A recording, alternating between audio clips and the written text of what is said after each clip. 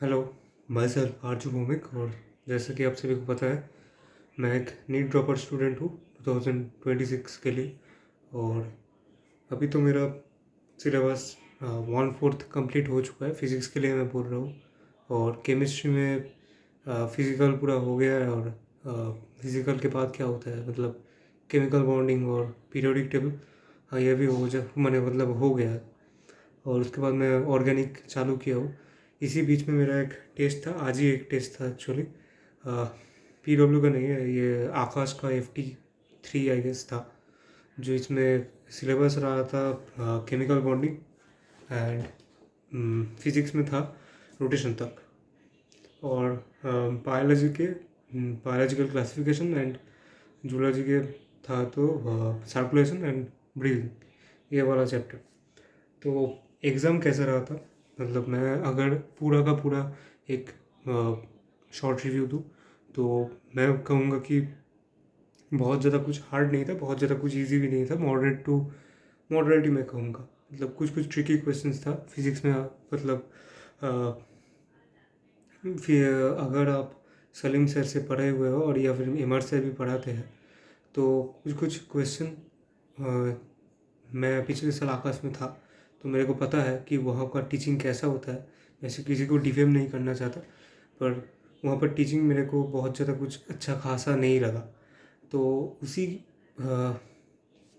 Criteria को ध्यान में रखते हुए, अगर किसी स्टूडेंट ने पूरा का पूरा आकाश का मतलब फैकल्टी का पढ़ाया हुआ, मतलब सब कुछ याद करके कोई एग्ज़ाम दे रहा है, तो उसका कुछ कुछ क्वेश्चन हार्ड लगेगा, ये फैक्ट है। मैं अगर आकाश का स्टूडेंट मैं जिस लेवल पे था पिछले साल, उसी लेवल का पॉइंट ऑफ व्यू से देखूँ तो ये वाला क्वेश्चन, मतलब ये वाला टेस्ट पेपर हार्ड था।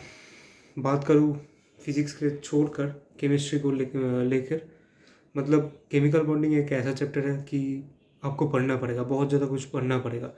स्पेशली मेरे को लगता है आयनिक और कोवेलेंट कैरेक्टराइजेशन रूल, वो वाला मेरे को बहुत ज़्यादा कुछ दिक्कत देता है।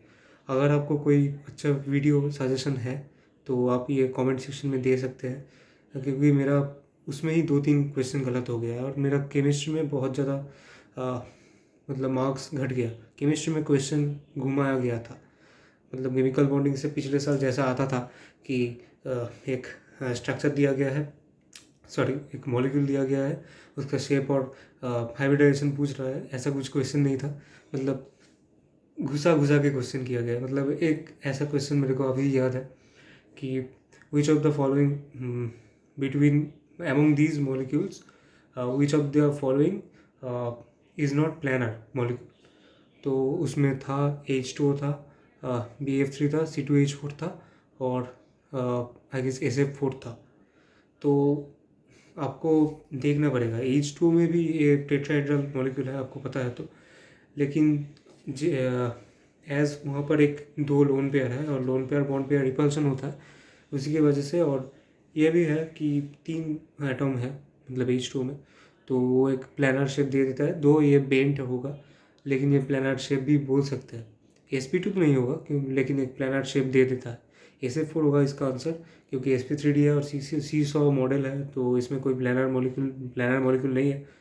और बाकी जो 2 मतलब मॉलिक्यूल था C2H4 और BF3, वो तो sp2 है और ट्राइगोनल प्लानर होगा। उसको छोड़कर कुछ कुछ ऐसा क्वेश्चन है, मैं लिख रहा हूँ, अभी तो एनालिसिस किया तो पता चला कि हाँ एक वो क्वेश्चन था, वो मेरा बहुत ज़्यादा क्या बोलूँ, बहुत बुरा लग रहा है उसके लिए।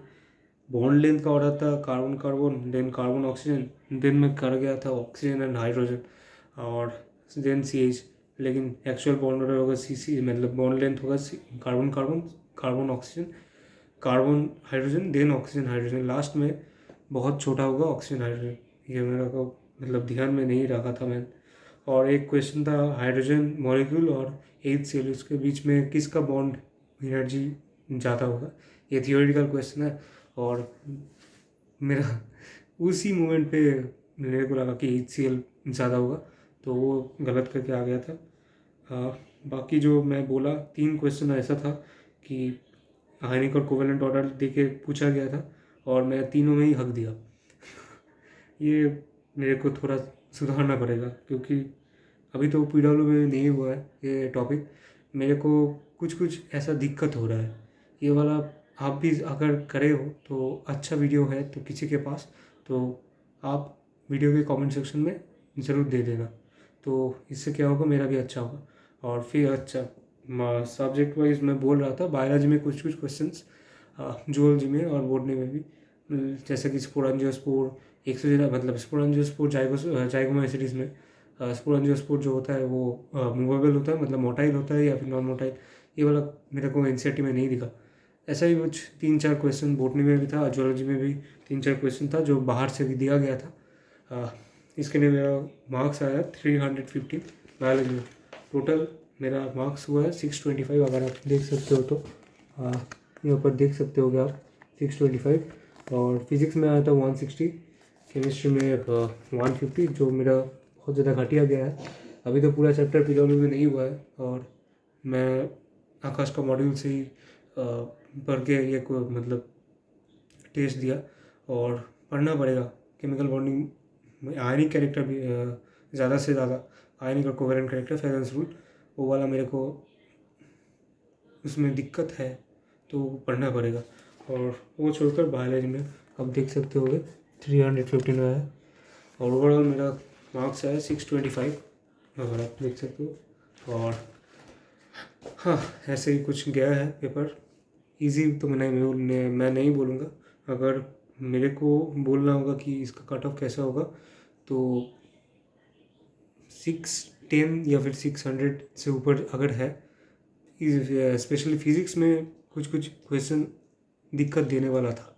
अगर आप आकाश का स्टूडेंट हो, आप बोल सकते हो कि फिज़िक्स का क्वेश्चन थोड़ा बहुत घुमाया गया था।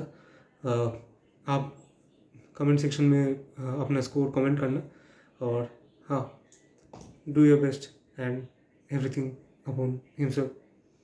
Thank you.